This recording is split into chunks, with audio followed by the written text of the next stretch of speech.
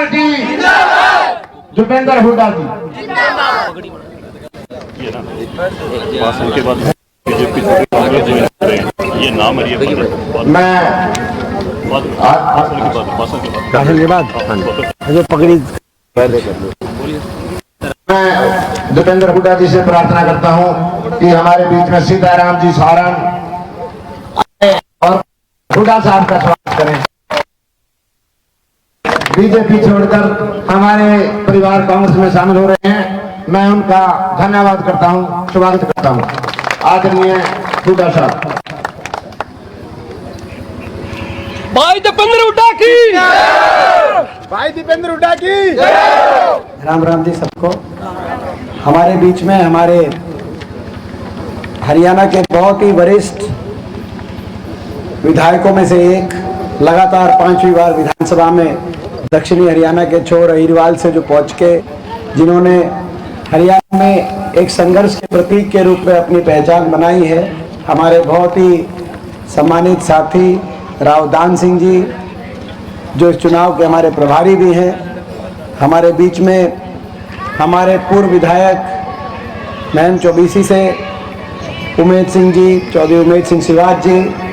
हमारे बीच में हमारे पूर्व कमिश्नर जो रामजी लाल जी के भतीजे भी हैं, और उनके बहुत बड़े प्लेटफॉर्म को, संस्कार को जिन्होंने आगे बढ़ाने का काम किया, प्रदेश की बहुत सेवा करी एक IAS ऑफिसर के रूप में। और मैं मानता हूं कि हमारे परिवार के बहुत विश्वास पात्र से, मैं कहूँगा बहुत एक तरीके से परिवार के सदस्य हैं, क्योंकि जब पहली बार मैं जैसे बता रहे थे, जो पहली बार मेरे को सांसद बनने का सौभाग्य प्राप्त हुआ था, तो उस समय अपने हल्के में काम कराने के लिए, और जो उस समय क्योंकि नया नया जोश होता है, मगर आदमी को सीखना भी बहुत कुछ होता है, तो इनकी कलम से जो है जितने काम कराए वो चंद्र प्रकाश जी की कलम से मैंने कराए, वो मेरे ऊपर बहुत बड़ा, मैं समझता हूँ कि उस चीज़ का प्रभाव पड़ा, और हमेशा मैं उसको, उनकी कार्यशैली को याद रखता हूँ। बहुत मिलनसार जिनकी कार्यशैली है, और हमें गर्व है कि चंद्र प्रकाश जी 19 तारीख को रिटायरमेंट हुई चंद्र प्रकाश जी की, और 20 तारीख को चौधरी भूपेंद्र सिंह हुड्डा जी के नेतृत्व में कांग्रेस पार्टी ज्वाइन करने का इन्होंने निर्णय लिया। उनका स्वागत करते हैं। हमारे एक और भाई जो कंधे से कंधा मिलाकर इस चुनाव में, जिन्होंने इस चुनाव में एक अलग प्रभाव चुनाव पे भी और मुझ पे भी एक भाई के रूप में छोड़ने का काम किया है, हमारे भाई प्रदीप बेनीवाल जी। हमारे बीच में हमारे भाई जिनको बोलना था, लेकिन समय के अभाव की वजह से इन दो बोलने का नंबर जो है कट गया, तो मैं जो हमारे भाई गौरव संपत सिंह जी, जो संपत सिंह जी के साहब के सुपुत्र हैं, और हमारे भाई जो है जिनको बोलना था, इनका भी नंबर हमेशा कट जाता है, भाई भूपेंद्र कासनिया जी जो है, मगर चुनाव में किसी तरह की कोई कमी नहीं है इनकी तरफ से, डॉक्टर शमशुद्दीन जी, और आज के जो हमारे बहुत ही मुख्य आकर्षण के रूप में हमारे भाई जो सोलदा गांव से हैं, और सोलदा गांव और काजला गांव में राव साहब कोई फ़र्क नहीं है, ये एक ही गांव है, ये जो है एक ही गांव है जी, ये आधा इधर है आधा वहाँ है, भाई इतना आप कह सकते हो। तो हमारे भाई विकी काजला जी जो आज के दिन नंबर 1 पे चल रहे हैं हरियाणा के अंदर, इनको बहुत बहुत हमारी शुभकामनाएँ हैं। हमारे भाई वर्धन यादव जी, हमारे भाई युवराज जी, बहुत से कृष्ण का, हमारे सीताराम सारन जी, हमारे सीताराम जी, हमारे भाई सीताराम यादव जी, सीताराम सारन जी, और हमारे कृष्ण काजला जी, और सभी मैके का नाम भाई अनिल जी, हमारे भाई जगदीश राठी जी जो गांव के हमारे चुनाव के प्रभारी भी हैं, भाई युवराज चिल्लर जी, ये भी हमारे गांव के और चुनाव के प्रभारी हैं, और हमारे साथी बच्चे के दोस्त हैं, जयवीर सिंह काजला जी, डॉक्टर शमशुद्दीन जी, एक्स सरपंच चंद्रभान जी, और भी किसी का नाम अगर रह गया होगा तो आप मेरे को बताते रहना, बीच बीच में मैं लेता रहूँगा, कोई ऐसी बात नहीं है, तो क्योंकि अपने घर की बात है, ठीक बात है ना, घर की बात है ना भाई, सारे समाज सभी, किसी का नाम रहना नहीं चाहिए, किसी का भी नाम जो लेना चाहिए था, किसी का भी, तो किसी का, क्योंकि इलेक्शन का टाइम है, किसी को रोज़ नहीं देंगे, ठीक है। सभी पिता तुल्य मेरे बुजुर्ग, 36 बिरादरी के मेरे सभी पिता तुल्य बुजुर्ग, मेरे नौजवान साथी, मातृशक्ति, आज चुनाव का समय है, बहुत देर से अपना प्रोग्राम चल रहा है। मैं समझता हूँ कि रोड शो, ऐसा रोड शो जो है कई घंटे रोड शो चला, तो उसमें आपकी मन और भावना पता चल रही है। तो मैं लंबी बात नहीं, सीधे चुनाव की 10 मिनट की बात, केवल चुनाव पे अपनी आपके सामने अपना निवेदन रखना चाहता हूँ। हेलो, केवल 5-10 मिनट आपसे। इस चुनाव में जैसे अभी राव साहब बता रहे थे, दान सिंह जी, आपको बटन एक दबाना है, मगर फैसले दो दोगे। एक हरियाणा के भविष्य का भी आप निर्णय करोगे और आदमपुर के भविष्य का भी निर्णय करोगे। आज पूरा हरियाणा आपकी तरफ देख रहा है। आप क्या फैसला करते हो हरियाणा के लिए? हरियाणा में 8-9 साल से एक बीजेपी की सरकार है, जेजेपी की सरकार, खट्टर सरकार, उसके बाद खट्टर दुष्यंत सरकार। इस सरकार में हरियाणा, जैसे बताया दान सिंह जी ने, आज हरियाणा जो विकास के मामले में देश में नंबर 1 था, आज वो हरियाणा बेरोजगारी में देश में नंबर 1। आज उस हरियाणा का विकास चौपट हो गया। अगर किसी को विकास की गंगा बहती हुई देखनी है तो मंडी आदमपुर आओ, और मंडी आदमपुर की सड़कों में आपको विकास की गंगा दिखाई देगी, नहीं दिखाई देगी? खट्टर साहब विकास के नाम पे वोट मांगने आ रहे हैं 1 तारीख को, मंडी आदमपुर में ही वोट मांगने आ रहे हैं। वहीं अगर विकास हो तो मैं कहना चाहता हूँ उनको वोट जरूर दो। आपके 9 साल थे, 9 साल में आपने सड़कों के जो स्थिति, वो वहाँ से लेकर और किसी गांव तक विकास ठप, ना सड़कें, ना पानी की व्यवस्था, ना बिजली की व्यवस्था, ना स्कूल के अंदर टीचर, ना किसान के मुआवजे का पैसा।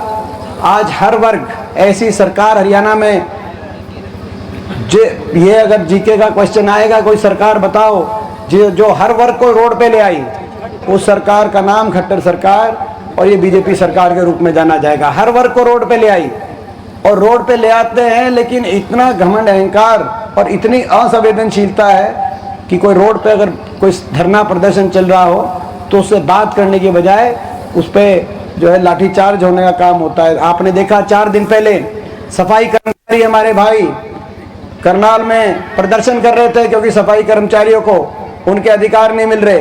सफाई कर्मचारियों पे लाठीचार्ज करने का काम इस सरकार ने किया।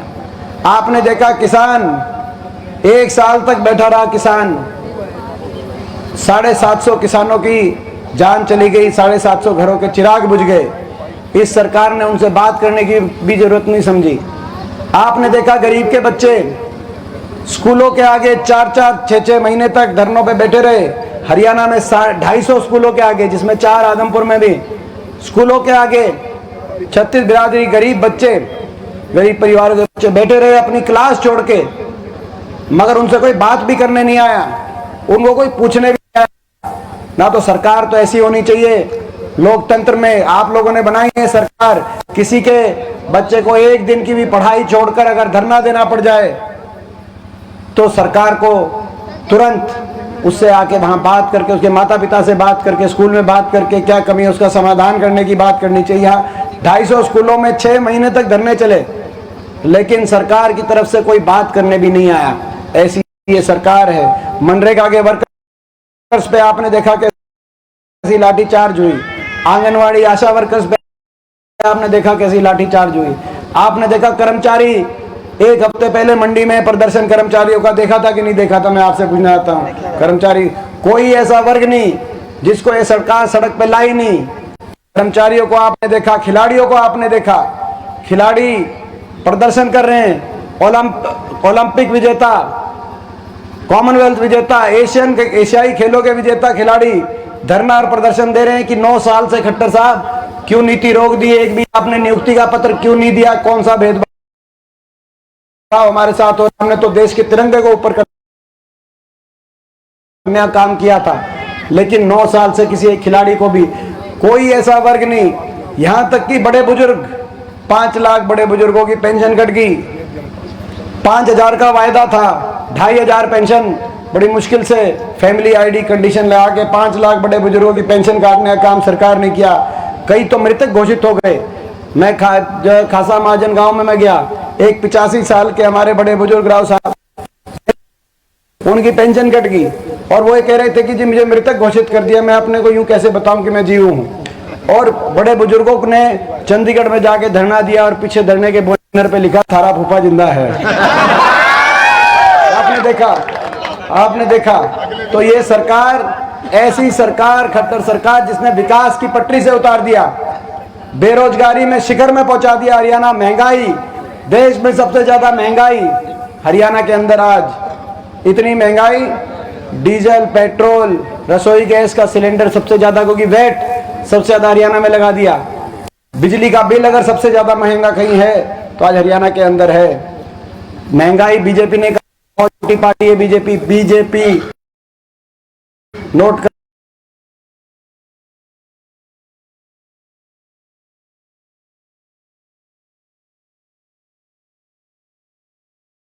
प्रदर्शन करते थे। हमारी सरकार के समय 400 रुपए सिलेंडर था।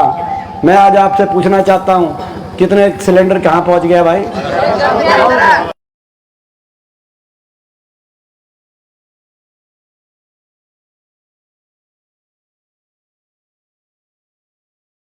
कैसे ठीक है? 15 दिन पहले 1100 वाला ठीक था। ये कल भरवा के आया होगा, 1190 में भरवा के आया, तो ये दोनों ठीक हैं। तो है तो ये इतनी महंगाई आज गरीब आदमी के घर के बजट को बिगाड़ने का काम इस सरकार ने कर दिया। ऐसी महंगाई, इसीलिए हमारा संकल्प है, हमने कई संकल्प लिए, आपके आशीर्वाद से बदलाव होगा हरियाणा के अंदर। और कई के बिजली के बिल है, 300 यूनिट बिजली माफ करने का हर गरीब आदमी, हर व्यक्ति के, हर उपभोक्ता के 300, जितने बिजली के उपभोक्ता हैं 300 यूनिट बिजली एक महीने में उनका माफ करने का काम करेंगे। दूसरा फैसला लेंगे, जो बुढ़ापा पेंशन काट दी इन्होंने, उन पेंशनों को ब्याज दोबारा से बहाल करेंगे, ब्याज समेत पिछली पेंशन दिलवाएंगे। लेकिन उसके साथ साथ देश में सबसे ज्यादा 6000 बुढ़ापा पेंशन, विकलांग और विधवा पेंशन हरियाणा में बनाने का काम करेंगे, ताकि देश के सारे प्रदेशों से ज्यादा, ताकि महंगाई से कुछ राहत मिले, हरियाणा में खुशहाली, हरियाणा के नागरिकों के चेहरे पे कुछ ला लिया है। हमारा एक और संकल्प है, बीजेपी ने 1,80,000 नौकरी खत्म कर दी, सरकारी नौकरी खत्म। ये एक और लाइन पे चल रहे हैं, ये ऐसी पार्टी आई है, सरकारी नौकरी खत्म, सारी प्राइवेट की बात करते हैं। प्राइवेट में निवेश हो नहीं रहा, उद्योग लग नहीं रहे, कहीं कोई थर्मल का कारखाना नहीं लगा, कहीं कोई उद्योग क्षेत्र नहीं लगा, और सरकारी नौकरी खत्म कर रहे हैं। और जो निकलती भी हैं उन पे एक के बाद एक घोटालों का खत्म। यहां तक कि फौज की नौकरी पे भी, एक नौकरी होती थी फौज की पक्की भर्ती, अब फौज की भी हो गई कच्ची भर्ती। 4 महीने 4 साल में वापस, और 4 साल में बिना पेंशन के वापस।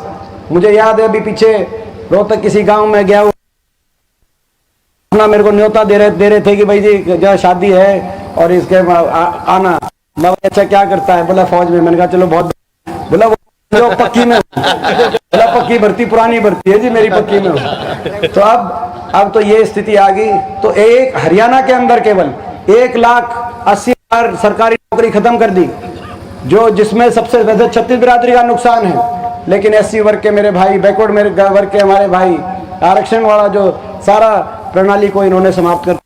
भाई हमारा एक संकल्प एक और ये भी है, जो ये सरकारी प्रणाली इन्होंने खत्म करी है, सरकारी नौकरियां इन्होंने खत्म करी हैं, आप बदलाव होते ही पहली कलम से सारी सरकारी जो नौकरी खत्म हुई है इनको बहाल करके स्पेशल भर्ती 2 लाख की जो सरकारी नौकरी की वैकेंसी निकालकर, ताकि हरियाणा के नौजवान को अवसर मिले और हरियाणा के नौजवान आगे बढ़ सके। इसी तरीके से किसान, आज जो किसान को अपनी फसल के भाव के लिए दर ठोकरें खानी पड़ी है, करना पड़ा जिस आंदोलन का, मैं समझता हूं कि देश के इतिहास में ऐसा आंदोलन नहीं देखा। 750 के घरों के चिराग बुझ गए, लेकिन किसी के दिल में, मुझे दुख है इस बात का, उस समय देश की संसद में मैं जब जाता था पैरवी करने कि भाई किसान की बात सुनो, तो मजाक उड़ाते थे बीजेपी वाले, खिल्ली उड़ाते थे इनके मंत्री बैठ के। किसान को इंसान भी नहीं समझा इन्होंने। 7.5 लोगों की जान चली गई, लेकिन उनके प्रति सहानुभूति भी इन्होंने व्यक्त नहीं करी।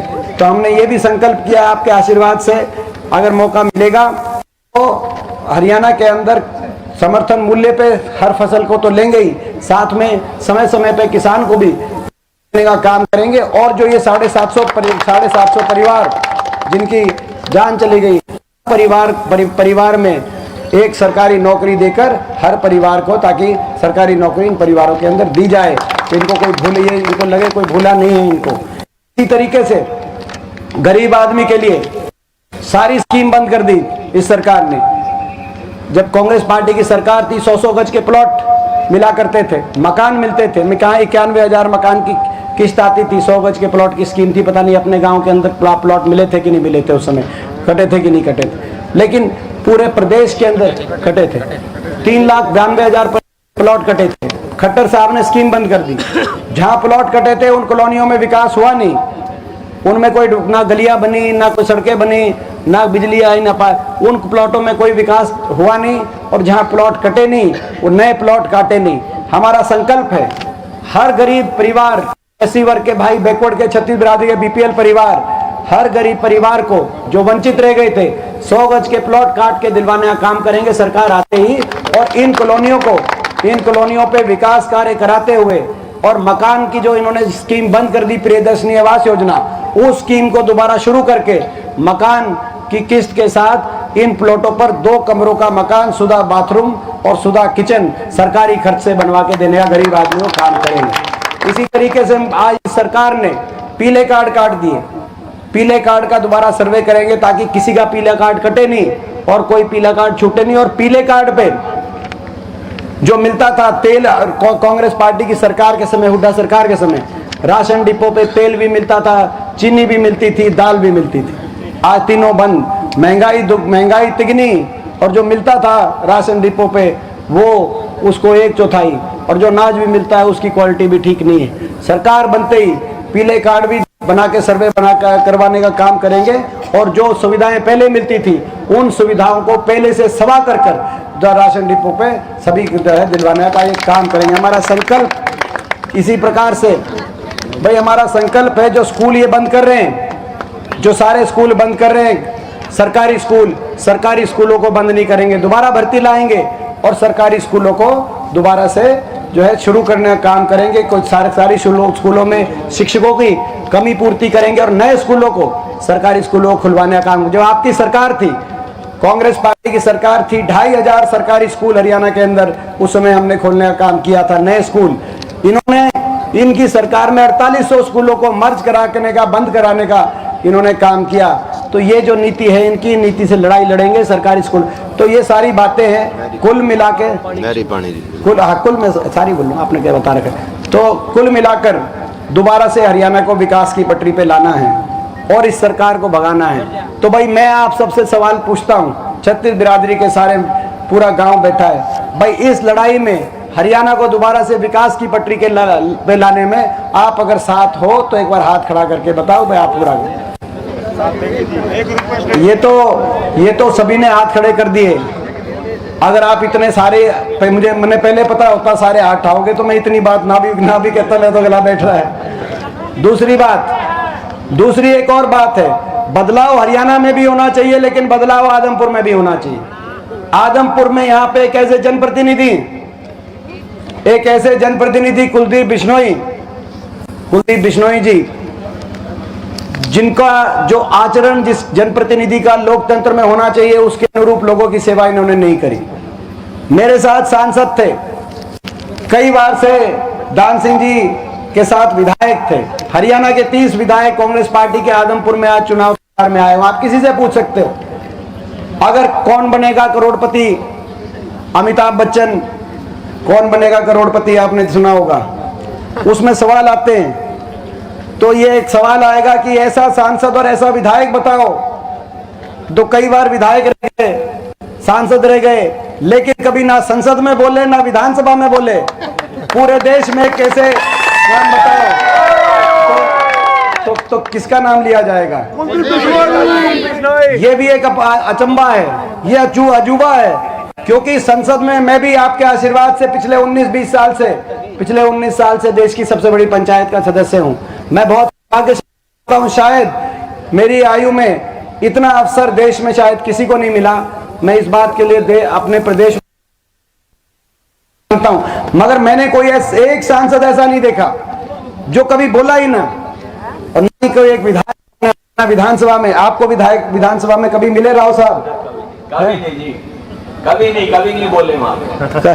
अच्छा, दान सिंह जी तो वैसे कह रहे हैं कभी नहीं बोले, थोड़े कभी बोले नहीं, कभी दिखे भी नहीं, एक और में गैर हाजिर रहते हैं। तो ऐसा, और 10 साल में चार बार पार्टी बदल ली, 2 बार कांग्रेस छोड़ दी, 2 बार बीजेपी छोड़ दी, और जब भी छोड़ते हैं दूसरी पार्टी के बारे में बहुत कुछ बोलते हैं। आज वो पक्के मन से ये नहीं कह सकते कौन सी पार्टी ठीक है, क्योंकि 4 महीने पहले यही कुलदीप जी 4 महीने पहले कि बीजेपी ने हरियाणा का भट्टा बिठा दिया, खट्टर सरकार ने हरियाणा का भट्टा बिठा दिया, और किसी पे विश्वास कर लेना लेकिन बीजेपी पे विश्वास नहीं करना। कह रहे थे कि नहीं कह रहे थे? उससे 4 साल पहले कह रहे थे कांग्रेस खराब है, उससे 4 साल पहले कह रहे थे बीजेपी खराब है। तो भाई ये जो है, और कहते भी इतना कुछ है। जब इन्होंने जब एक कांग्रेस में थे तो मोदी जी के बारे में क्या क्या नहीं कहा, खट्टर साहब के बारे में क्या क्या नहीं कहा। शायद इसीलिए आज इस इलेक्शन में ना सीएम दिखाई दे रहे, ना डिप्टी सीएम दिखाई दे रहे, तो इतना सब कह देते। तो कहने विधानसभा नहीं हल्का में इलेक्शन है ना, ठीक बात, विधानसभा में भी गैर हाजिर, हल्के में भी गैर हाजिर। ये कौन बनेगा करोड़पति में, ये भी डलवा देंगे भाई, ये भी डलवा देंगे। तो कहने का मतलब, और किस बात नहीं छोड़ी, चौधरी उदयभान जी का नाम ले दिया कि चौधरी उदयभान जी को कांग्रेस ने प्रदेश अध्यक्ष बना दिया, इसीलिए मैं पार्टी से इस्तीफा देता हूं। और कल भी बोल रहे थे, मैंने उनका बयान पढ़ा, किसी भी चुने हुए जनप्रतिनिधि को भाषा शोभा नहीं देती। कल ये कहा कि चौधरी उदयभान जी को कौन जानता है, इनके पल्ले कुछ नहीं, इनके पल्ले कोई वोट बैंक नहीं।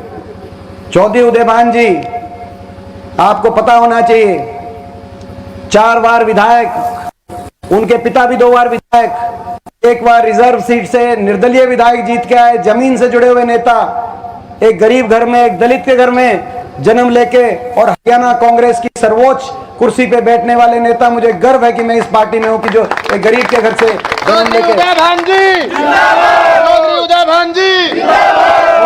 और इस बात को इस रूप में कहना, बाबा साहब भीमराव अंबेडकर जी के दिए गए संविधान चलता हुआ देश है, इस देश में सबको बराबर का अधिकार है, जितना अधिकार आपको है उतना ही अधिकार चौधरी उदयभान जी को है। ये बात आपके मुंह से शोभा नहीं देती, मैं इनको कहना चाहता हूं। मगर ये असली कहानी कुछ और थी। उदयभान जी के नाम का तो नाम ले रहे हैं, उदयभान जी के बारे में उल जलूल बोल रहे हैं, असली कहानी कुछ और थी। आपको पता है कि असली कहानी क्या थी? बीजेपी का एक नारा, मैंने कहा बहुत झूठी पार्टी बीजेपी, एक और बीजेपी का नारा था। बीजेपी जो नारा देती है सारे उलट करती है। महंगाई को कम कर रहे थे, तिगुनी कर दी। किसान की आमदनी को दुगनी कर रहे थे, किसान के दुख दुगने कर दिए। एक और नारा दे रही थी बीजेपी, क्या दे रही थी? विदेशों से काला धन लाएंगे, काला धन लाएंगे, विदेशों से काला धन लाएंगे, सबके बाटे 15 लाख आएंगे। वो नारा सुनने में थोड़ा फर्क रह गया, नारा सुनने में हमारे फर्क रह गया। असली नारा था, जिनका काला धन विदेशों में पकड़ा जाएगा उनको पकड़ के बीजेपी में ज्वाइन कराएंगे। समझ गए मैं क्या कह रहा हूं? और ये भी हम नहीं कह रहे, ये भी हम नहीं कह रहे, ये बीजेपी के केंद्रीय मंत्री, बीजेपी की केंद्रीय जांच एजेंसियां 4 महीने पहले उनके बयान आए कि इस तरीके से विदेशों में संपत्ति पकड़ी गई है, पासपोर्ट जब तक ना बताई। लेकिन उसके बाद रातों रात राज्यसभा इलेक्शन में बीजेपी को एक वोट की जरूरत पड़ी, अगले दिन राज्यसभा में बीजेपी के साथ वो वोट खड़ी पाई, इस्तीफा पाया, और भाई आदमपुर के लोगों के आगे एक उपचुनाव आया। ये कहानी बन रही है। तो इसमें आदमपुर के लोगों का क्या दोष? उनका बड़ा स्थान था कांग्रेस पार्टी में, कुलदीप बिश्नोई जी, क्योंकि हम चौधरी भजनलाल जी की इज्जत करते हैं, हम चौधरी भजनलाल जी का सम्मान करते हैं। कांग्रेस में एक बड़ा स्थान, आज भी हमारे राष्ट्रीय दफ्तर में दिल्ली में चौधरी भजनलाल जी की तस्वीर लगी हुई है। आज हमारे चंडीगढ़ के प्रदेश कांग्रेस कमेटी के दफ्तर में चौधरी भजनलाल जी की तस्वीर लगी हुई है। हमारे जिलों के दफ्तर में चौधरी भजनलाल जी की तस्वीर लगी हुई है। मैं कुलदीप बिश्नोई जी से कहना चाहता हूं, आप अपने बीजेपी के राष्ट्रीय दफ्तर तो छोड़ो, वहां तो 2 ही की फोटो है, तीसरे की पाएगी नहीं। आप वहां की छोड़ो, आप चंडीगढ़ अपने दफ्तर में, और चंडीगढ़ नहीं तो आप हिसार के दफ्तर में, कम से कम बीजेपी के दफ्तर में चौधरी भजनलाल जी की आप तस्वीर भाजपा के दफ्तर में भी आप लगवाओ। आपका कितना बड़ा स्थान था। कांग्रेस कार्य समिति के आप सदस्य थे। प्रदेश में 2-3 जो कांग्रेस के जो शीर्ष नेता थे उनमें आपकी गिनती आती थी, कभी लिस्ट आती थी स्टार प्रचारकों की कांग्रेस की, तो उसमें आप दूसरे तीसरे नंबर पे कुलदीप जी का नाम आता था। आज बीजेपी ने लिस्ट जारी करी आदमपुर हल्के के लिए स्टार प्रचारकों की, 34 की लिस्ट आई। 34 में से कौन सा नंबर आया? 32वां, नीचे से दूसरा। 34 में, ये ठीक, बिल्कुल ठीक कह रहे हो, पहले ऊपर से दूसरा तीसरा आता था, अब 34 में बीजेपी का सारा मंत्रिमंडल, बीजेपी के सारे पूर्व मंत्री, और उसके बाद नीचे से दूसरा नंबर आया, 32वां नंबर भाजपा के अंदर भाजपा ने। तो ये बार बार पार्टी बदल के इन्होंने अपना जो प्लेटफॉर्म मिला था अपना भी नुकसान किया, लेकिन सबसे बड़ा नुकसान हुआ तो आदमपुर के हल्के के लोगों का हुआ। यहाँ के नौजवान के भविष्य को चौपट करने का काम किया। आज ये हल्का वो हल्का आदमपुर, नौजवान को काम नहीं, किसान को पानी नहीं, किसान को मुआवजा नहीं, स्कूल के अंदर टीचर नहीं, बच्चे बैठे हुए हैं, सड़क नहीं, सड़क रोड नहीं। मंडी आदमपुर में जाओ, आदमपुर में जाओ, केवल पार्टी बदल के अपने स्वार्थ की राजनीति तो करी, लेकिन हल्के के लोगों के मान सम्मान विकास की जो बात होनी चाहिए उसमें कहीं ना कहीं ये पीछे हो गए। इसीलिए आज मैं 36 बिरादरी, काजला गांव की 36 बिरादरी से एक आप लोगों से सबसे ये अपील करना चाहता हूँ। आपने जब मैंने कहा कि आप प्रदेश में बदलाव चाहते हो, आप सबने हाथ खड़े करें। मैं आपसे पूछना चाहता हूँ, आदमपुर प्रदेश के बदलाव की शुरुआत आप आदमपुर से करोगे तो एक बार हाथ खड़ा करके बताओ कि आदमपुर से शुरू करोगे पक्का? दूसरी बात एक और मैं कहना चाहता हूं, ये सही है कि जयप्रकाश जी यहां से आपके आशीर्वाद से जीतेंगे, विधायक बनेंगे, और बहुत जुझारू और बहुत लड़ाकू ऐसे विधायक हैं कि आदमपुर के विकास कार्यों के लिए अपने गांव के पानी की समस्या से लेकर और मंडी की सड़क की समस्या तक हर रोज विधानसभा में उसको लेकर लड़ाई लड़ेंगे। और उनके साथ कांग्रेस पार्टी के 31 विधायक, क्योंकि सबकी ड्यूटी यहाँ पे सारे मिलकर चुनाव लड़ रहे हैं, एक टीम के रूप में चुनाव लड़ रहे हैं, सारे विधायक आदमपुर के लिए पैरवी तो करेंगे।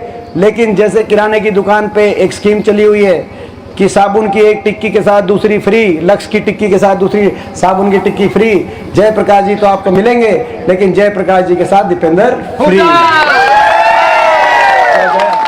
जो है आपके लिए वो चंडीगढ़ में लड़ाई लड़ेंगे, हम दिल्ली में लड़ाई लड़ेंगे मिलके, क्योंकि ये उपचुनाव में जुड़ने का मौका मिलता है। उपचुनाव आया है, जुड़ने का मौका मिलता है। आपका आशीर्वाद, जितना उनका आशीर्वाद का बोझ और आशीर्वाद का भार जितना उन पे पड़ेगा जयप्रकाश जी पे, उससे ज्यादा हम पे पड़ेगा।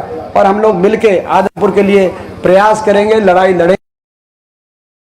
और भाई मैं आखिर में एक बात ये कहना चाहता हूँ, चुनाव में 2-4 दिन बचे हैं। ये चुनाव किसी एक का चुनाव नहीं है। अभी विकीन भाई ने सही कहा कि सब हाथ लगाएं, सब जो हमारे जो कार्यकर्ता हैं उनको मैं आखिर में एक अपील करते हुए, भाई चुनाव में 2 दिन पड़े हैं, 2-4 दिन, इन 2-4 दिन में इतिहास रचना जा रहा है।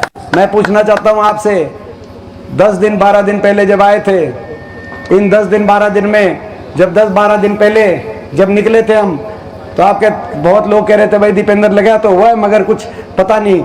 मगर भाई इन 10-12 दिन में माहौल घुमा कि नहीं घुमा? ना तो भाई ये इतिहास रचा जाएगा। मगर वो इतिहास आप सबके 36 बिरादरी के 36 बिरादरी, जब 36 बिरादरी के दरवाजे पे जाएगी और झोली करके वोट मांगेगी, तब इतिहास रचा जाएगा। जब 36 बिरादरी के सभी आप लोगों से मैं एक काम आपके जिम्मे लगाता हूं कि भाई अगले 2-4 दिन में जितने हमारे कार्यकर्ता हैं, 1 वोट, 2 वोट नहीं, 1 वोट कोई ऐसी नहीं लेके आनी है आपको, जो जिस भाई को ये जो सारी बात है समझा के, नहीं वोट, जो 1 वोट लेके आओगे उसके कोशिश करोगे। एक बार ये भी हाथ खड़े कर दो भाई, 1 वोट लाने की। 1 वोट नहीं, जो वोट है वो ठीक है, 1 नई वोट लेके आनी है। इस रूप में इलेक्शन लड़ेंगे। तो इन्हीं शब्दों के साथ आप सबका एक ये पानी की बात आई, जो विक्की भाई ने पानी की बात कही है। विक्की, 2 बातें, एक बात हम कह चुके पहले कि भाई अगर मौका मिलेगा तो औद्योगिक क्षेत्र, क्योंकि खट्टर सरकार में औद्योगिक क्षेत्र लगाने से मना कर गए कि जमीन एक्वायर नहीं करेंगे। IMT इंडस्ट्रियल मॉडल टाउनशिप, हमारे समय 6 IMT बनी थी, मानेसर के अंदर, बहुत बड़ी आईएमटी बनी, खरखौदा के अंदर आईएमटी बनी, फरीदाबाद के अंदर, अंबाला के अंदर। तो हम एक बात तो कह चुके हैं, क्योंकि उपचुनाव आदमपुर में है, आपके आशीर्वाद से सरकार बनी तो औद्योगिक क्षेत्र, इंडस्ट्रियल मॉडल टाउनशिप, बड़ा औद्योगिक क्षेत्र हम आदमपुर विधानसभा क्षेत्र के अंदर जो है आदमी सरकार में पहला स्थापित करें। लेकिन दूसरी बात मैं साथ में कहता हूँ, क्योंकि अभी तक हम एक ही बात लेके चले हुए थे कि भाई औद्योगिक क्षेत्र लगाएंगे अपने हलके के लिए।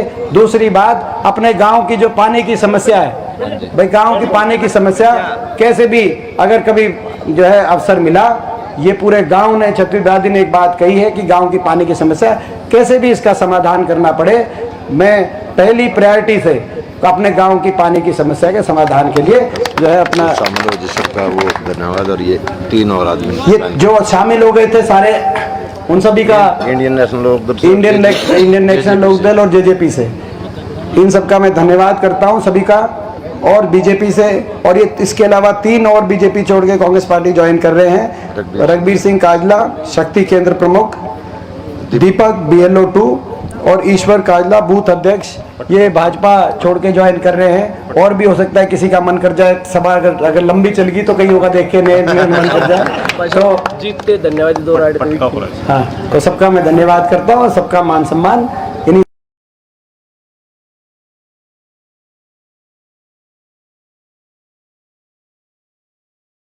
तो सबका मैं धन्यवाद करता हूँ, सबका मान सम्मान इन्हीं शब्दों के